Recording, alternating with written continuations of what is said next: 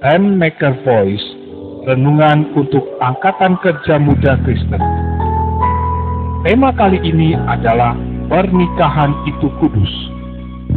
Kejadian 2 ayat 18. Tuhan Allah berfirman, tidak baik kalau manusia itu seorang diri saja. Aku akan menjadikan penolong baginya yang sepadan dengan dia. Saudara-saudari, jika seorang Kristen ingin menjadi orang Kristen yang baik, maka semua persoalan dasar harus ditanggulangi dengan sebaik-baiknya. Bila ada satu persoalan dasar tidak beres, entah itu masalah keluarga atau masalah profesi, pasti akan timbul banyak masalah di kemudian hari. Dan asal timbul satu masalah saja, itu cukup membuat orang Kristen terhalang, sehingga ia tidak dapat menempuh jalan yang lurus di hadapan Allah. Sekarang kita akan membahas masalah pernikahan. Saudara-saudari, yang baru percaya juga harus tahu sebenarnya bagaimana firman Tuhan tentang pernikahan. Kita akan melihat perkara ini dari berbagai aspek. Mengenai pernikahan, masalah pertama yang harus dibereskan ialah masalah perasaan seks. Kita semua jelas bahwa manusia memiliki perasaan seks. Seperti halnya manusia memiliki perasaan lapar dan haus. Sebagaimana perasaan lapar dan haus merupakan tuntutan alamiah di dalam tubuh kita, demikian juga perasaan seks. Seorang manusia mempunyai perasaan lapar dan haus, itu adalah suatu hal yang wajar, bukan dosa. Tapi jika seorang ingin mencuri makanan untuk dimakan, itulah dosa. Sebab hal itu tidak wajar. Begitu pula manusia mempunyai perasaan seks, itu hal yang wajar, bukan dosa. Tetapi jika seorang memenuhi tuntutan dirinya itu dengan cara yang tidak wajar, ia akan terjerumus ke dalam dosa. Kita harus mengetahui bahwa pernikahan adalah inisiatif dan ketetapan Allah. Karena itu, perasaan seks adalah pemberian Allah. Ketetapan pernikahan diadakan sebelum manusia berbuat dosa, bukan sesudahnya. Penetapan pernikahan sudah ada sebelum Kejadian pasal 3, bukan sesudahnya. Itu sudah ditetapkan Allah pada Kejadian pasal 2. Jadi perasaan seks sudah ada sebelum dosa masuk ke dalam dunia.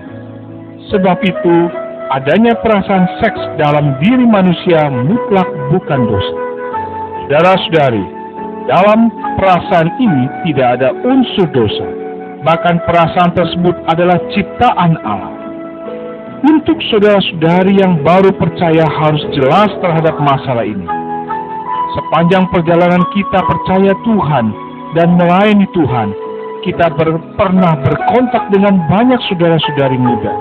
Dari sekian banyak pemuda-pemudi yang kita jumpai, tidak sedikit yang mengalami frustrasi atau gangguan dalam masalah pernikahan.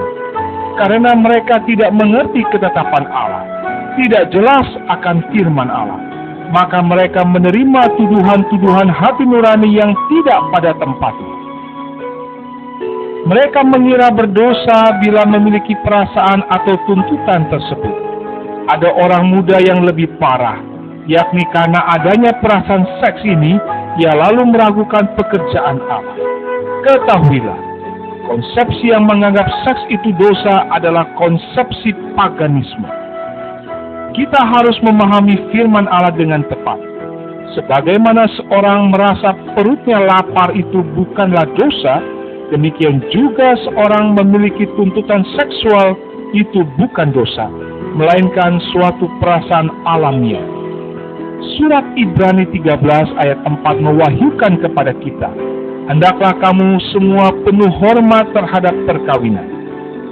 Pernikahan tidak saja harus dihormati, bahkan kudus adanya. Karena itu kita harus nampak bahwa Allah tidak saja memandang seks sebagai sesuatu yang alami, tetapi juga sesuatu yang kudus. D.L. Moody mempunyai seorang rekan sekerja yang bernama Dr. Meyer.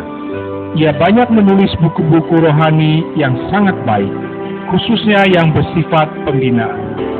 Dr. Meyer ini pernah berkata, di seluruh dunia ini, pikiran yang paling najis adalah pikiran yang menyangka bahwa seks itu najis. Kita mengira atau kita pastikan bahwa ini adalah perkataan yang sangat baik. Karena manusia itu sendiri najis, maka konsepsi najis itu dibawa ke dalam seks.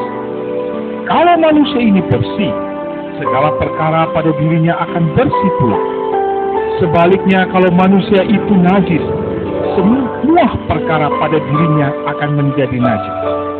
Karena pikirannya najis, maka setiap perkara mengenai dirinya akan selalu dipikirkan ke arah yang najis. Saudara-saudari, sekarang kita harus nampak bahwa pernikahan itu suci bersih.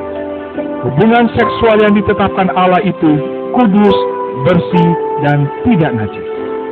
Demikianlah renungan kita kali ini. Tuhan Yesus memberkati. Amin.